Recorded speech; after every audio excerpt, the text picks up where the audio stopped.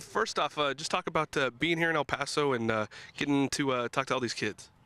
Well, it's what we do with Tommy John Pitching Academy is a little different. Garrett Berger and I, Garrett's the brains of the outfit, because he's great at instructing, just super at it. And we have this idea of proper way to throw. Now, not saying that everybody throws wrong, but we think, what you're trying to do is take as much stress off your arm as you can. And then one of the other things that we instituted, you were here, if you were here earlier, we had a warm-up program. And this comes from my son, Tommy III. It's you do it every day. You do it every day, and it's about a 20-minute regimen. But if you do it, boom, fast, boom, boom, boom. When you get done with that, on the days you work out, you go into your workout right away. And the days you're not, you're done. You do whatever you do, but it's tiring, and it makes the kids sweat and they're breathing. Well, most of the kids that are, 8, 9, 10 years old, 12 years old aren't strong enough to support their own body weight. And you've got to be able to support your body weight. You got to be able, like we have one jump where we jump, and as you jump, your hands go up and you change feet, and then you go down, and then you go boom, boom, and you keep doing it, and it's a coordination, but it's explosion, and that's what we're trying to get the kids to get stronger so they can be more explosive. If they're more explosive, they can throw the ball harder with less effort. And just the importance of fundamentals and making sure you have proper throwing motion. Talk about getting that to these kids at this age and not necessarily wait until they're in high school and really throwing hard. Well, I've said this when I was in the minor leagues coaching at various levels. If you draft a kid out of high school and or college, he is what he is, and you're not going to change him. If you've got to change him and change his motion and change his mechanics, probably shouldn't have drafted him if it's that bad. Because he's probably not going to get it. But if you get these young kids that have no clue as to what they're doing, and their bodies are like sponges, and you get them to do this over and over and over again, then as they get older, it's much easier for them to replicate the delivery and be able. We aren't teaching them to throw 100 miles an hour. There's probably not anybody here that will ever do that. But all we're trying to do is teach them to throw strikes on both sides of the plate, on both top and bottom of the strike zone, and change speeds. And if you can do that, you can be a pretty competitive pitcher regardless of what level you're in. And proper form and everything really also adds to the longevity of your career. Absolutely. And does that mean that you'll never get hurt? No. But it means that if you're in good shape and you're physically strong and you have good motion, good mechanics, it means that you've got a chance to pitch longer without getting hurt. And just talk about just the turnout here for the kids and just the weather. And it's November and we're out here in light coats. Can't ask for much more when it's still playing baseball. Hey, I'm from Jersey, and we could be in a light coat today too. We'd be freezing. We'd be in light coats. This, I didn't realize El Paso was 4,000 feet elevation, and they were telling me today, and I went, whoa. We were at the golf course yesterday morning. I think we were up at a course called Coronado. I couldn't believe how hard the wind was blowing down off that mountain. But it reminds me a lot of Tucson when we had spring training over there, when I was with the Indians. And High Corbett Field? Exactly, High Corbett Field. And it's funny, all the years I was in a spring training from 1962 to 1989, I was never at a minor league spring training. I got sent down, but I was always at a big league spring training starting out. And so you get around guys, and I was a question asker, and that's something that we'd like to get these kids to. Don't be afraid to ever ask questions. Well, Coach Berger, why are you doing this? Coach John, why are we doing that?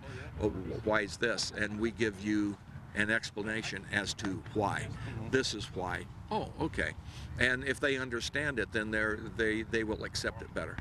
Now, some of these kids who may be familiar with the name of the revolutionary surgery that you're known for, but don't necessarily know what it is or what it's meant to the game. Do you kind of explain to them what that is and how that's changed the game at all? No, no, that's, you know, they can go into the history books and read that one, or they can Google Tommy John. But if you Google Tommy John, you'll come up with the underwear guy, which is not me. But no, I make outdoor toilets, and but it's, you know, it's in this era, guys that play baseball know Tommy John about the surgery more than they ever know the guy that won 288 ball games. Yeah. Well, and talk about that. I mean, you won 288 games, but most of those came after the surgery, and really, you know, you missed out on the Hall of Fame, but you could arguably be responsible for changing the game as it is now and the longevity of pitchers' careers. Well, that's the Hall of Fame honored Dr. Job this year and what he did to the game of baseball. And the two of us have, in fact, when I gave my little 3.5-minute speech after he gave his speech, I said there are three men that changed the game of baseball. Jackie Robinson broke the color barrier. Marvin Miller, who broke the reserve clause and got free agency installed in baseball, and Dr. Frank Job. So the three of them had a lot to do with changing the landscape of baseball. Now, I know you've probably explained it 1,000 times, but I always love hearing it. Talk about that moment when Dr. Job was like, hey, I got this idea. Now, it may not work, but are you willing to try it out? Talk about that thought process and just that feeling of once it actually appeared to work. Well, first off, he was a friend first and a doctor second. So I wasn't like in awe of, I knew that what he said was fatherly advice. And we had father and son talk. And I tried to rehab it. I didn't throw for 4 weeks. And then I came back and tried to throw like we did in spring training, short periods, and then get back on the mound and throw, and I couldn't do it. And our trainer taped my arm like he would a sprained ankle. That didn't work. So finally it became evident that whatever we were doing was not going to work. And then he and I sat down and had the talk. And the talk was, he said, you do not need the surgery. You'll be fine, but you'll never pitch Major League Baseball again. And I said, okay, if I have the surgery, he said, well, you probably won't play Major League Baseball again. Well, I tell people I was valedictorian in my high school class, and I know probably is a whole lot better than never. So I said, Dr. Job, if you do your job, I will more than do my job. So let's do it. Let's get it done. And he wouldn't do the surgery right away. He said, because, and this is why I knew I had the right surgeon. And what I'm going to say is going to blow people off their chairs. He said, I can't do the surgery until I can have these doctors in there with me. And I said, why? Because I don't know what I'm doing, and I need as many great minds guiding me and helping me to make this successful. That's when I knew this is the right guy. Wow, that's unbelievable. Yeah. And then talk about that the season following when you came back from rehab. You went 10-10, and everyone was like, "This is unbelievable." But that was just the beginning. Talk about that first season and getting those 10 wins. Well, starting out the season, it was funny. I held out in '75 going to spring training. All the Dodger people, from the owner down to the clubhouse guy, Tommy, if it hadn't been for you, would never won the pennant. So when I got my contract, it was for the same salary as last year, and I said, I don't see the love that you guys were telling me last year. And they got irate. So I let them. I said, no, I'm not signing. No, I'm not signing. So they invoked the reserve clause. They validated my contract at their figure, and I said, okay. And they were so upset with me. When 1976 came around, I pitched my first game against the Braves. And I did so-so. You know, it was the first game I'd been on the mound against big league hitters in a long time. So Walt Olson pulled me aside and he said, you know, we're trying to win a pennant here. We're not here rehabbing you. So the next start will probably be your last start if you don't pitch any better. And I said, can I name my own lineup? Oh, he got incensed. And he said, what do you mean like that? And I said, well, Well, a condemned man gets to name his last meal. So if I'm condemned, can I name my last lineup? No, you can name your catcher. So I said, I'll take Joe Ferguson. And it was against Houston in the Astrodome, which is not a good place to pitch if you're a sinker ball pitcher. So as luck would have it, or fate would have it, first inning, runners all over the place. He's got the bullpen up. And I really haven't given up a hard hit ball yet, but AstroTurf bounces and all this. And I go 3-0 on Bob Watson. And Joe Ferguson comes out with the ball, and he says, well, this is probably going to be the last pitch in your major league career. So let him hit it out of the ballpark and in your career with a home run. You know, we started laughing. I came back, I threw a strike. He fouled a ball back, and I threw a fastball up, and he swung, missed it. Second inning was better. Third inning was better. Fourth inning was a lot better. Fifth inning was better. Now I'm starting to get confidence. And I won't say cocky, because I never considered myself that, but I started to get to where, you know, I'd drop down and throw a sidearm curveball, and I started doing things I was afraid to do.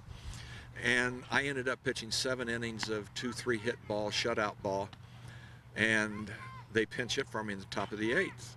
So when I got my jacket, I went by Walt, and I said, well, did I pitch good enough to get one more start? And he looked at me, and he said, yeah, against Pittsburgh next Friday. Oh, goody. I said, goody, goody. So I went upstairs and I pitched against Pittsburgh, and I pitched well, and as the season gone on, I pitched better and better and better because I started getting confidence in what I could and couldn't do. The first part of the year, for me to go 7, 8, 9 innings, I had to have everything working. The last half of the season was old Tommy John, is I could pitch into the 7th, 8th, 9th inning with very little stuff, and I could conjure a way up to get out of innings, and that's the art of pitching. Anybody can pitch when you got A stuff, you know, A stuff, but when you have Z stuff or F stuff, you got nothing. Then you got to figure out ways to get batters out, and you only do that with confidence and, you know, having chutzpah, I guess is the word that you know, you just, and that's what it was. The more I pitched, the more confidence I got. And the last one I was going to ask you is, how long after you started having success post-surgery did other pitchers start calling you like, hey, what do I need to know? Never. No one ever gave you a call afterwards? Never happened. Really? Did they ever start calling Dr. Job after that? The next surgery he had of Tommy John was about 2 or 3 years down the road, and it was with a guy named Brent Strom. And Brent was a first-round draft choice, I think with the Expos, or and then I forget where he was when he had the surgery, but he had it. And then I think maybe third or something might have been Tom Candiotti, but it was very, very few guys back then. And then as we've gotten on, more and more guys started having it in their high school, college, and minor league careers. And you know, I think last year in the big leagues there was like 130 pitchers last year in the big leagues that had Tommy John surgery, and that's going to grow exponentially simply because of all the kids that have it from ages 14 to 25. When this, I'll finish with this one. When you had this procedure and everything was you're back into your old pitching ways, did you know at that moment that this was going to be something that could change the game, and that it would be so important to a lot of careers of a lot of pitchers? No, I just, you know, you didn't know how widespread the injury was, simply because there was no way to detect it. You know, now there is. You got MRIs and all that stuff that people can go in. Oh yeah, you got a tear, you got a strain, you got a partial tear.